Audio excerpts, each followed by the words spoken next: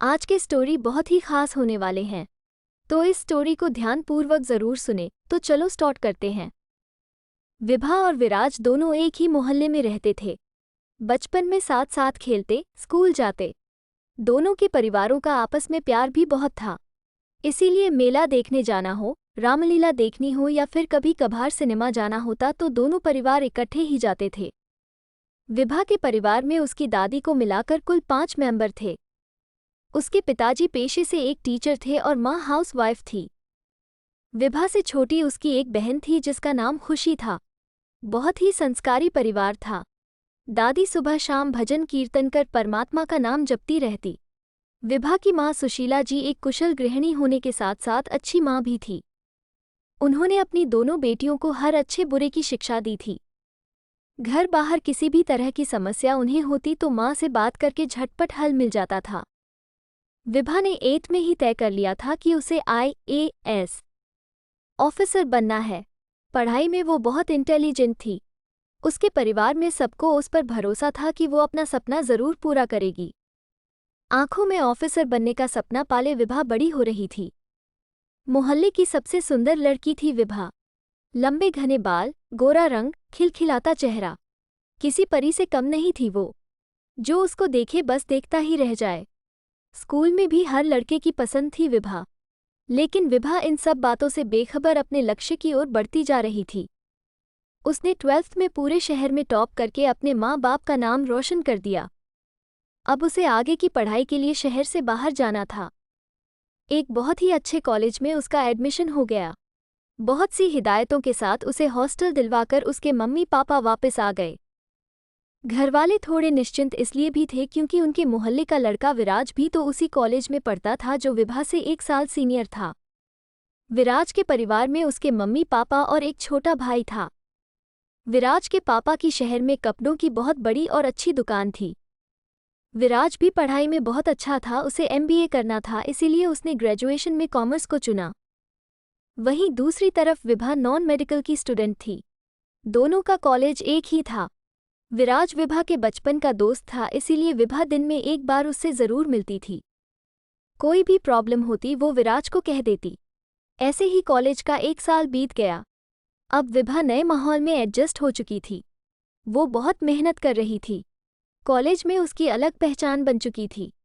इसके कई कारण थे। पहला, एक तो वो बहुत ही सुंदर थी। एक उसकी सादगी और उसकी इंटेलिजेंसी के तो सभी कायल थे। हर कोई उससे दोस्ती करना चाहता था। हर टीचर की वो चहेती थी। अपनी माँ को जब ये सब बताती तो माँ को बड़ी खुशी होती। बहुत से लड़कों के ऑफर वो बड़े सलीके से मना कर चुकी थी। उसका ध्यान बस अपने सपने को पूरा करने पर था। इसी तरह 1 साल और बीत गया। उस दिन विराज का कॉलेज में लास्ट दिन था। वो विभा से मिला और उसे अपने दिल की सारी बातें बड़ी सादगी से कह डाली।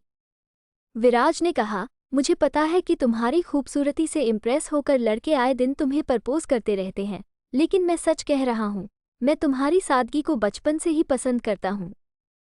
पहले मुझे लगा ये महज एक लगाव होगा जो अक्सर युवावस्था में हो ही जाता है, लेकिन जैसे जैसे मैं मैच्योर हुआ समझ आया कि ये प्यार है। कई बार तुमसे कहना चाहा लेकिन डरता था कि प्यार के चक्कर में कहीं तुम्हारी दोस्ती से भी हाथ धो बैठूं। यकीन मानो, अगर तुम इतनी खूबसूरत भी ना होती तो भी मैं तुम्हें इतना ही प्यार करता। विभा उसे एक टक देखे ही जा रही थी।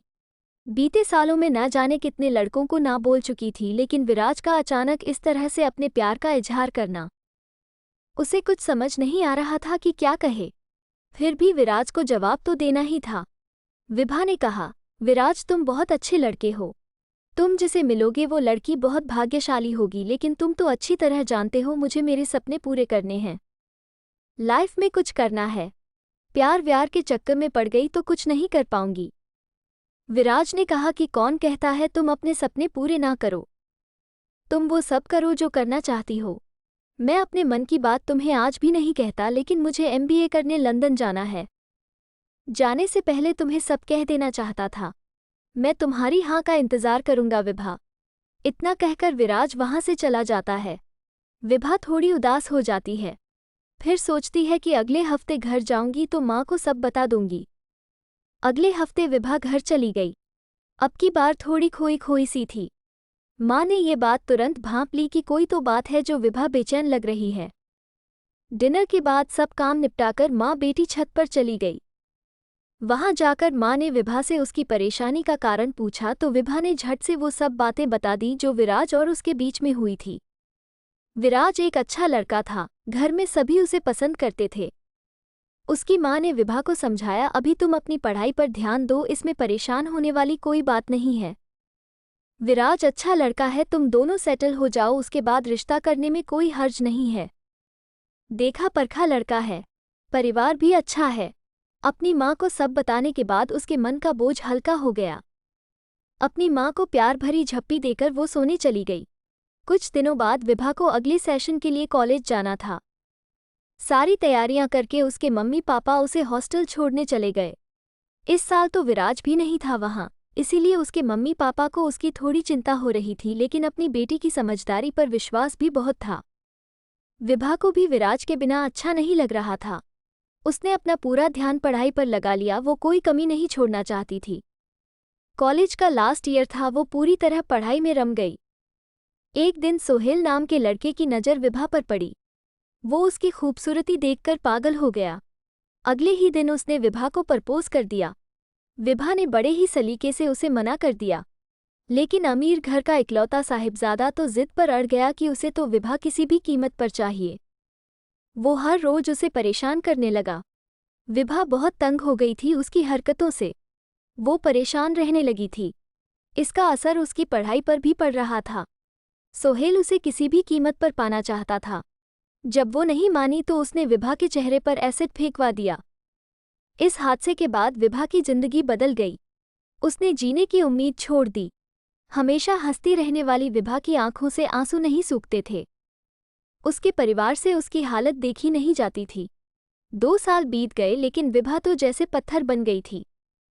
उसका आत्मविश्वास खो चुका था। अपने आप को शीशे में देखने से डरती थी। इन्हीं सबके बीच विराज का आना हुआ। जब उसे विभा की हालत का पता चला तो उससे मिलने चला आया। विभा की ऐसी दुर्गति देखकर वो अंदर तक हिल गया।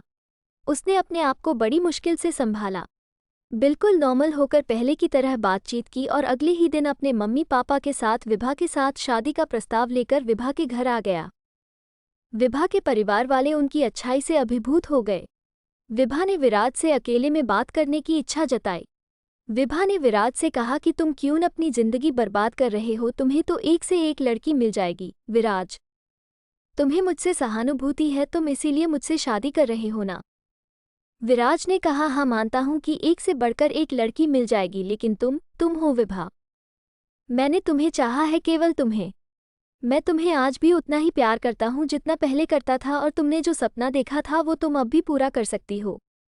मैं तुम्हारे साथ हूं। विभा की आंखों से आंसू बहने लगे। वो विराज के गले लगकर खूब रोई। रोते रोते कह रही थी, मैं दुनिया की सबसे खुशनसीब लड़की हूं जो तुम जैसा हमसफर मिला। यही तो सच्चा प्रेम होता है, जो परिस्थितियां बदलने पर भी ना बदले, जो रंग रूप नहीं केवल मन देखे। ये स्टोरी आपको कैसा लगा कमेंट में ज़रूर बताना। अगर आपको अच्छा लगा तो मेरे चैनल को लाइक शेयर सब्सक्राइब ज़रूर करें। मिलते हैं नेक्स्ट वीडियो में, तब तक के लिए बाय।